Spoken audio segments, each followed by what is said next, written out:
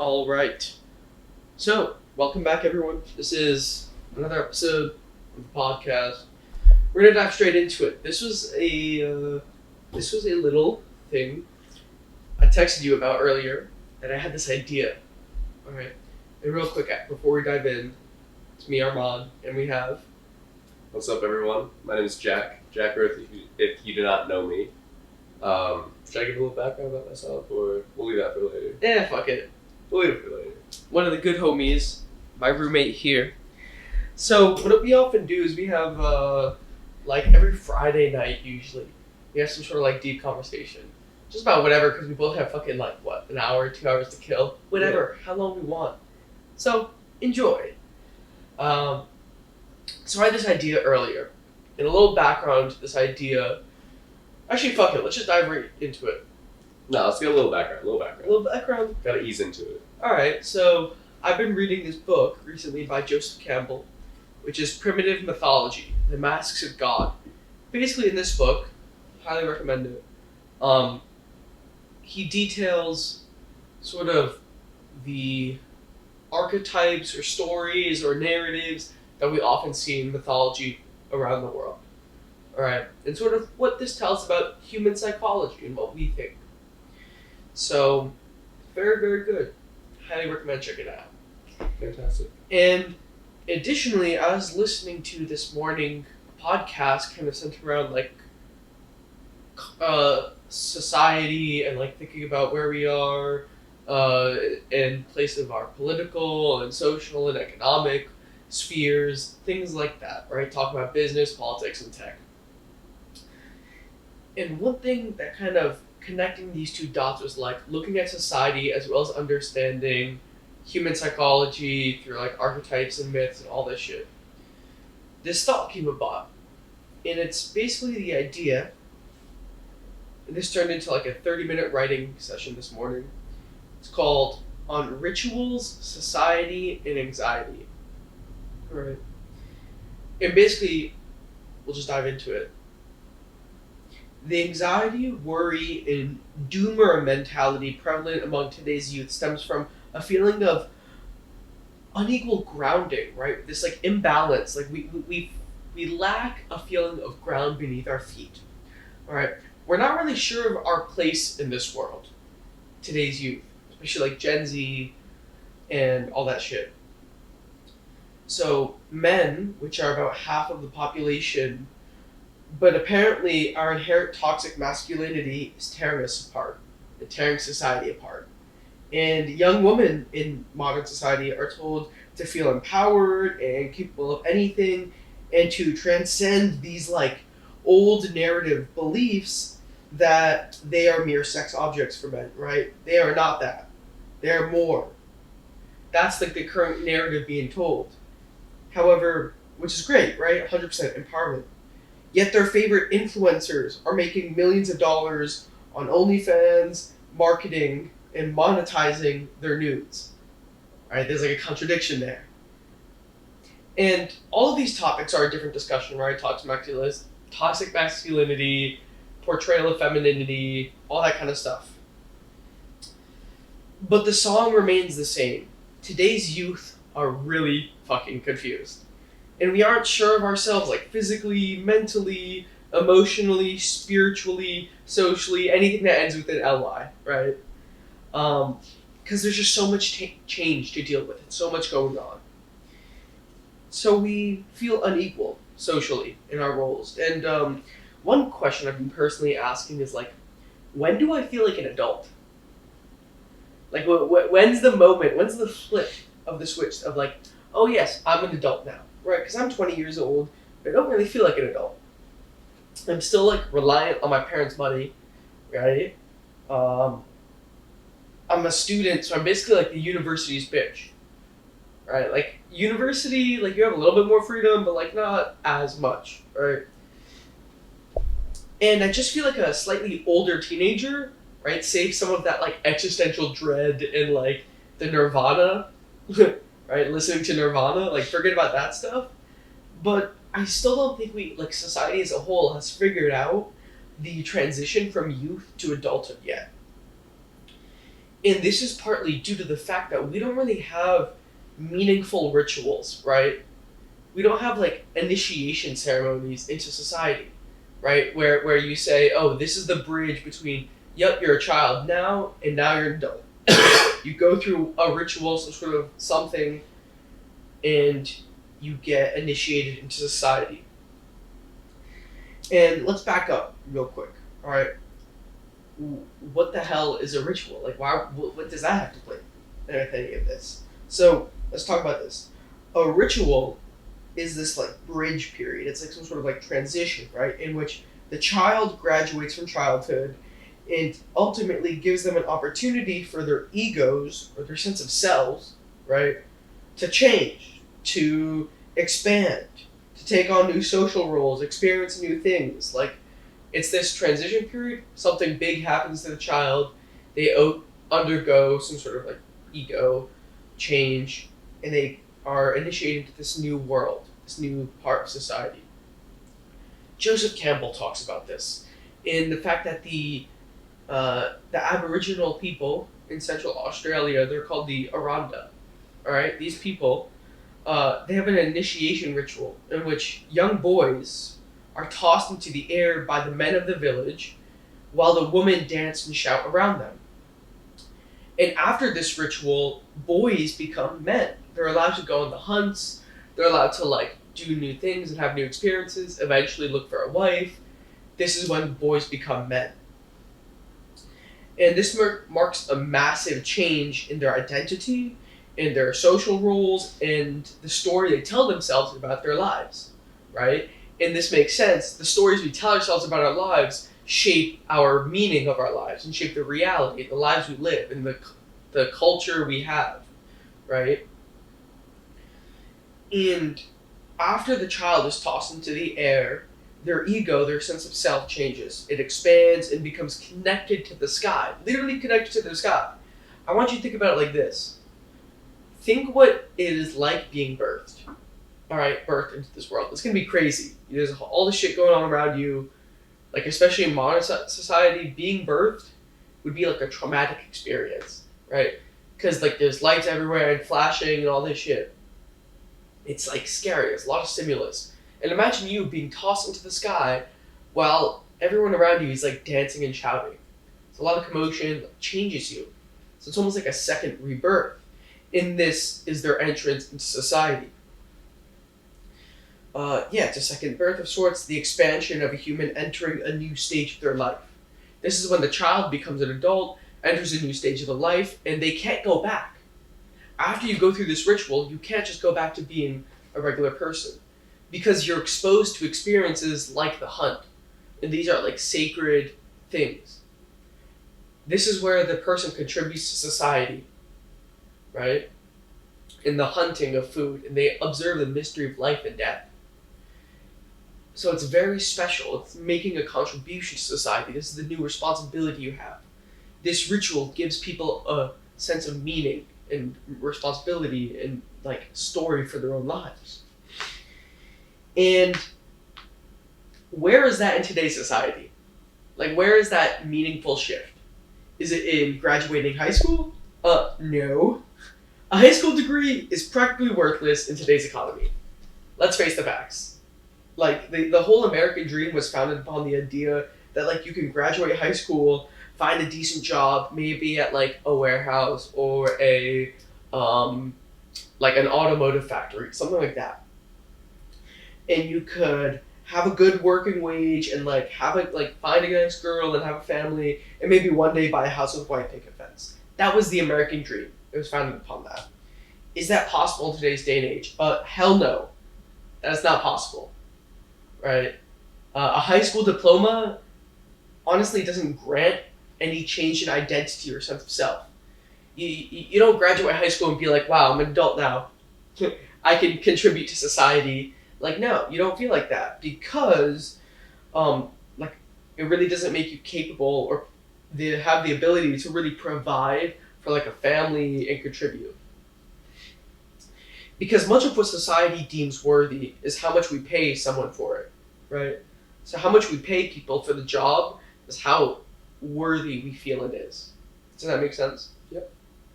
And how much are we paying high school graduates? Like, do you know what the federal minimum wage is? $7.50. $7.25.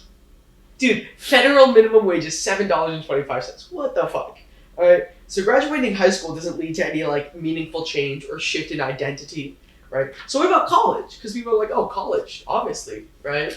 College is when people go through this like massive identity shift. And yeah, they go through a massive identity shift, but I wouldn't say it provides them the same meaning and like story for their lives, right? Because here's college. Not only will it put you in debt, but schools and society offers little assistance to like help you find your footing. Because it goes from like youth, which is like everything is taken care of in your life, to college, which you have a lot of responsibility now. And a lot of people don't know how to navigate that. And it's tough to navigate it. For me personally, I consider myself very lucky. That's all I can talk about, my own experience, that I met some good people early on, and that I am relatively independent by nature, and I found my footing, right? I think I did pretty well for myself overall in the scope of my life to adjust to college. But most students don't. Most students are like drinking like 4 to 5 nights a week and like smoking weed at like 3 p.m., right? And just like doing nothing with their lives, and they're like skipping all their classes, and they get like 3 hours of sleep, and they're just eating shitty diets of like ramen noodles, like, or the college students who don't shower, or like who don't wear their laundry. Like they literally don't do their laundry to the point where they're turning their clothes inside out. We don't help college kids adjust to college, and a lot of people don't adjust well. And furthermore, beyond that, it seems like a bachelor's degree is now becoming like the new high school diploma, where like everyone has one. It's not as important anymore, right? So it almost, we're like facing this problem with like so many people are overeducated, but we don't have all the jobs that will pay for that. And that's like an issue that's going on right now. So people are going to, recent college grads have to take on like shittier, lower paying jobs for them. So overall, this is not a rant on the education system in college. Like, yes, we can rant about that, but this isn't about that. This is about the fact that we lack some sort of like meaningful shift in society that transfers us from youth to adulthood. And because of that, out of this stems this like doom mentality and like a lot of the anxiety, depression, and mental health problems that many Gen Z people have, because there's just like we're just in cognitive dissonance to the max, like on an existential level. Cognitive dissonance on an existential level, right? Yeah, and it's this lack of definition and change means youth feel confused, incapable, and inert to make meaningful contribution to society. Because they don't know what contribution that is. They don't know what story to tell themselves. TLDR, we're almost like spiritually fucked, alright? And I think you have to like make the conscious decision, at least for me personally, like talking about this. I made like the conscious decision to like grow up and to like become an adult, not just a child. But you have to make that like existentially. And there's nothing that kind of helps you through it. And it's very much like your own thing. So I know I covered a lot. Yeah. And we did like deep dive, but let's get thoughts. Yeah. Dissect this. All right, let's dissect it. Let's go into it. Sorry, I'm trying to process it first. So there was a lot of things that we covered. Should we start with the overall broad topic and then I guess move inwards? Sure. So the overall idea, I guess what you're basically saying is that generally in history there's been these cultural rituals that basically announce the transition from adolescence to adulthood. Yeah. And in the modern world, with all this technology and integration of the different generations together, there's more of a blend from that adolescent stage to adulthood, and no one really knows at what point you are an adult. Yep. And I think it's caused a lot of mass confusion, especially with people our age, where we still feel like basically children, like partying every weekend. You know, it is so easy to do well in college where we put minimal time into it. Yep. You know, if I want to learn something, I could just ask ChatGPT-4 to synthesize all the material and explain it to me and have conversations with me to fill in my understanding. I don't even have to go to my professor. My professor is now only someone who grades my papers. Okay? And there's almost like this question of, why am I here? Yeah. And a lot of people don't really know how to answer that. It's like, people are getting overeducated now because the new normal has been to go to college. Yep.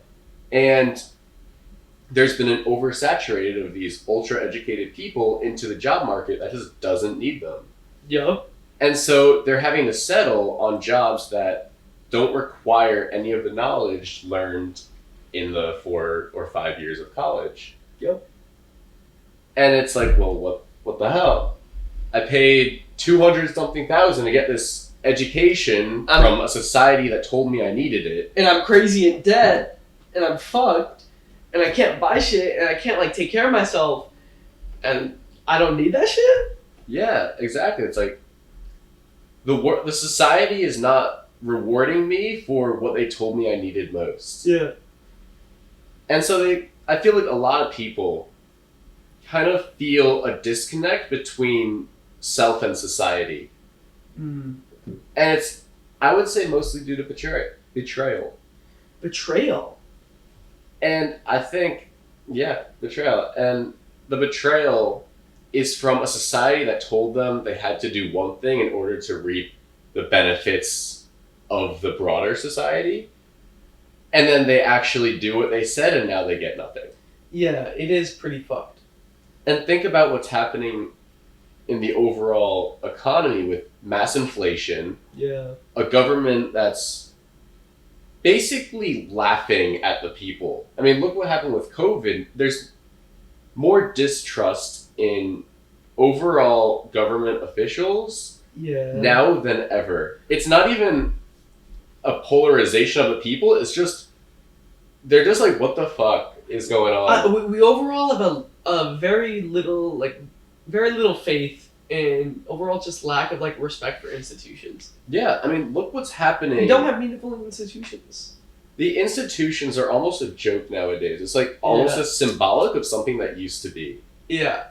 And look at all the riots that's happening around the world, where places like Target are now moving out of cities because they were worried about the safety of employees, and it was becoming unprofitable to keep their stores there.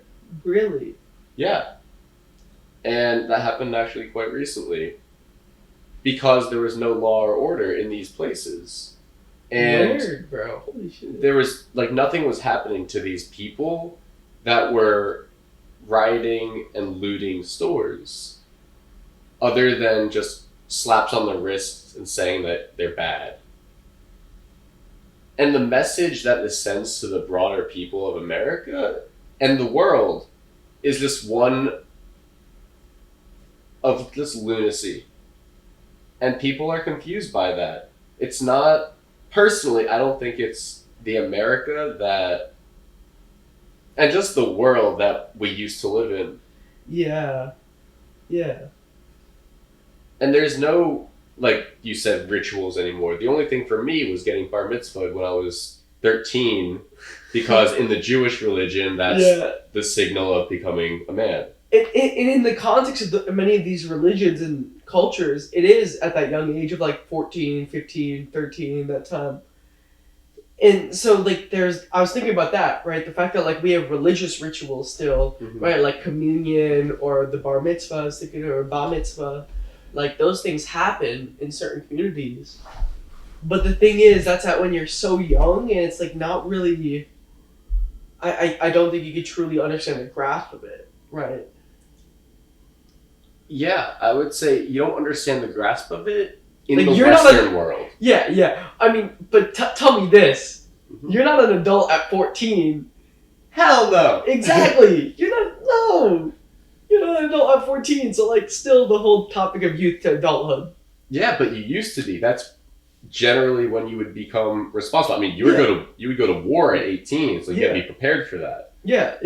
And if you weren't at war, well, then you were providing for the household at 14, 15. Yeah. And the thing is, we haven't had stuff like that has really brought people together.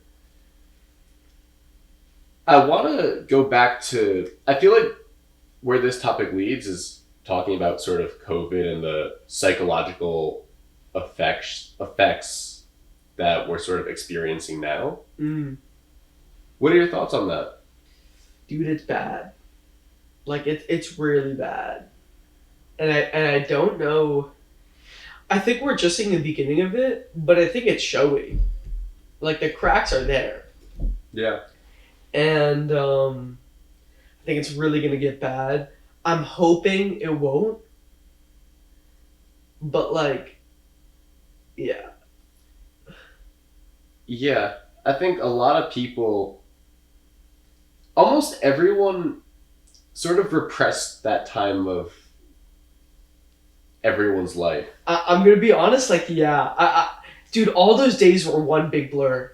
Yeah. Like, at least for me, it was like the 8 months of COVID. Was it 8 months? No. Roughly. It was like, it was, I guess, like 6 months. March 2020 to about, I would say 2021. January 2021 was when it started to, like, resume. Life starts to resume again, I feel. Yeah. And the thing is, I like to look at this from sort of a psychoanalysis perspective. Yeah. And more of like a society psychoanalysis. Because one thing I've been studying a lot recently is sort of, I guess, what Graham Hancock introduced, which was like the idea that humans are a species with amnesia. Yeah. And that we like to repress things and sort of forget about a dark time in our past. Yeah. And what that causes is sort of this psychological scar that imprints itself on the psyche throughout time. Yeah. And unless you're aware of it, it's just going to sit there. And no one really talks about it. So something with COVID is, I would say, the disconnect between self and society. It started, or at least ended there.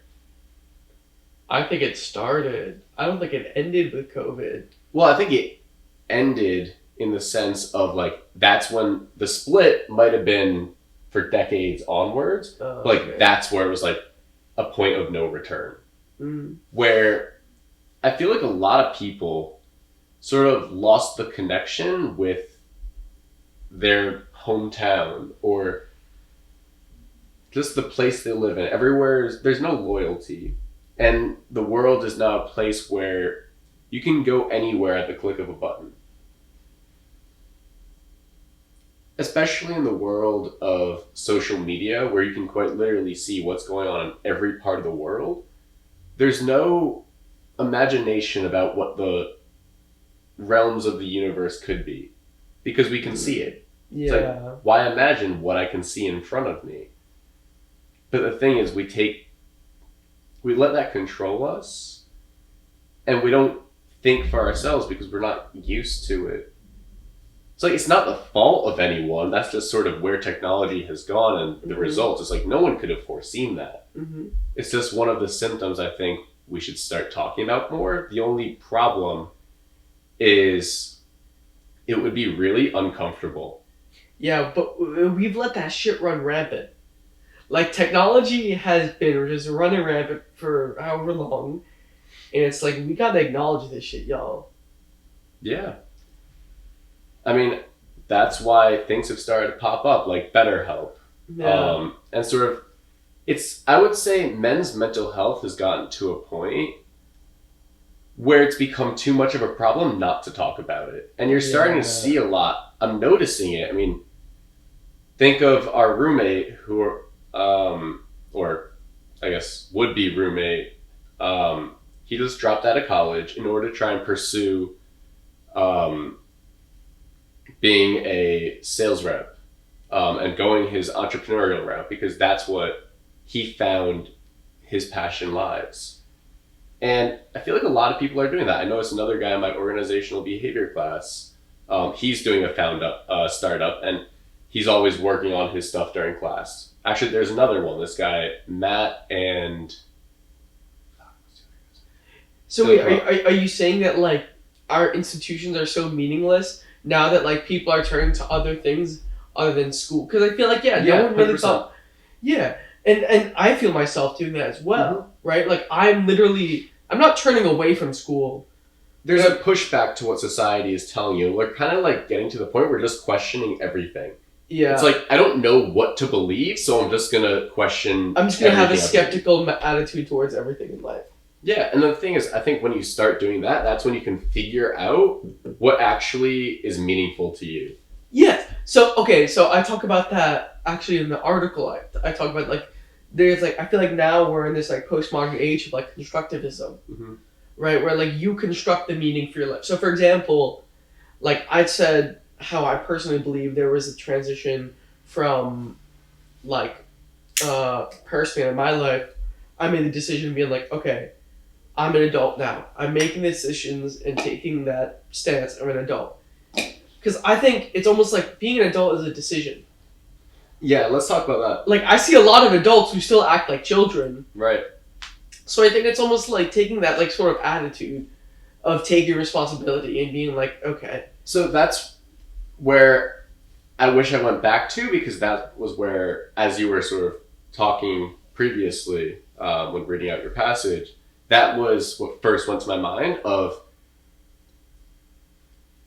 one thing that we know is that we choose everything. We choose the meaning in our life. We choose which path to go. And the only way to be stuck or to feel stuck is to like make yourself stuck. It's like, exactly. You're not actually stuck besides what you confine yourself to. Exactly. You construct your own reality. So the point of that is the only reason these rituals work is because all members in the ritual believe it works. They all agree upon it. Right. And it's a cultural thing because everyone believes it. Because everyone's like, yes, this is the thing. Like, the reason why the American dream worked was because everyone believed in it for a little bit. Right. I mean, think of American fiat currency. It's just paper. It's like, literally... There's no actual value in a $1 bill versus a $100 bill. I was going to say that. Where, like, money is a social narrative that we all play. Right. That's a ritual that we play. So, I'm going to finish up this thing, and I would love to then talk into what are the rituals that we play in society. Because I have a lot of ideas for that. I have ideas as well, yeah. So, where it ends, and I think where the answer lies, is the point at which you're an adult is one which you choose. Yeah. It's the time when you decide for yourself, without any external influence, that I'm going to be responsible for my decisions. Yeah. It's the point at which you say, okay, I understand that previously I was unconscious to my decisions. You know, maybe it was because of external factors such as what my parents wanted me to do or fitting into society. Yep. You say, I understand that that was how I used to think, but now I'm going to figure out what I want. Yep. And that's a responsibility and a lifelong journey that you enter. It's like adulthood is when you start your journey that lasts a lifetime. Yep, I agree. And so I think what people lost is knowing when to do that. Mm-hmm. The time that forces you, I would say one is when right after college, right after whatever education is for you, and you're now responsible for paying your bills. Yeah, I agree. That's the one thing that forces you. And if you accept that voluntarily, then you can move on to higher responsibilities. And it's that addition of responsibility that makes you an adult. That's playing the adult game. Yep. The biggest time is, I would say, the moment you have children. Oh, yeah. I would hope people were adults before they had children, but it happens. You know, the sad reality is that most aren't. Yeah. And they're just figuring it out as they go. Because the thing is, what happens is if they haven't healed whatever their childhood scars were, then they're just going to move into parenthood not knowing what to do with the child. Yeah. And I guess that's where problems sort of arise with parenthood. But anyways, when you become responsible for someone else, that's when you're quite literally forced to think about something that isn't your own problems. And I don't think we realize how like big that is. Yeah, it's like just, yeah. like I think about that sometimes whenever I see children and parents out in public, and just the way they interact, and like how the parent is just always in front of the child, or like how if the parent and the child is next to like a shady looking person, the parent, and if it's like shady person, child, parent, the parent will literally consciously switch it. Yeah. And it's not even something that they notice. That's just how they were taught to do. Yeah. I mean, there's a lot of things that we probably picked up from our parents that we still haven't consciously picked up on. Oh yeah, absolutely. There's shit like that all the time. Mm-hmm. For example, wait, here's one. You asked me why I put the butter in the freezer, and I was like, oh yeah, I just do that because I always remember being home, seeing there was always butter in the freezer because there's butter in the fridge, right? But also keep some in the freezer and just bring it down, whatever, right? I was like, yeah, it's just something we do. But I was like, oh wait, not everyone does that. Yeah, like to me that's insane. Why would you put butter in the freezer? You just put some in there. So for example, like doesn't matter. You get a fuck ton of butter. You don't want 4 sticks out at once. You put the other 3 up there and be like, all right, whenever I need it. Fair enough. Science. Fair. Yeah. So, I guess in summary, would you like to pick it up? No, I 100% agree. Yeah. I think some of the big ones in society that I think of, like when you become an adult, because like that's the topic, right? You said, when you start paying bills, So when you choose to be an adult. Yeah, when you choose to be an adult, like when you start paying bills, like you become a parent. I think one is like right after you break up with someone for the first time. Dude, yeah, it's the first time you experience a major trauma. Getting broken up with for the first time. I think we have 2 different definitions of trauma. Like that's a probably. I wouldn't say that's a trauma. I would say that's an event. Yeah. But like if someone's going through a breakup, I'm not like for some people it's traumatic. Yeah. Some people have a traumatic breakup, but like I think describing breakups as trauma is like giving them a little bit too much weight. I think what I describe trauma is it's something that causes a paradigm shift. Okay. I think traumas can lead to paradigm shifts, but I don't think every paradigm shift is a trauma. Well, the thing is, okay, instead of shift, I would say destruction. Oh, okay. That's a very different word. Okay, a trauma is something that leads to a paradigm destruction.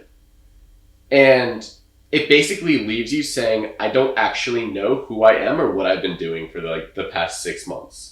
Or I don't know where my future is going to be because... Yeah, I think it's a big one. Well, yeah, especially the future, because our expectations for the future is insane to us. Yeah, exactly. But, like, you quite literally model the world around this person you're with. For, like, however long you're with. And, like, yeah, it's crazy. It's really crazy. Yeah, so it makes sense why a lot of people after their first breakup, I mean, that was me. Yeah, same. Like, went through a major event that caused this paradigm shift that led me to where I am now. Yep.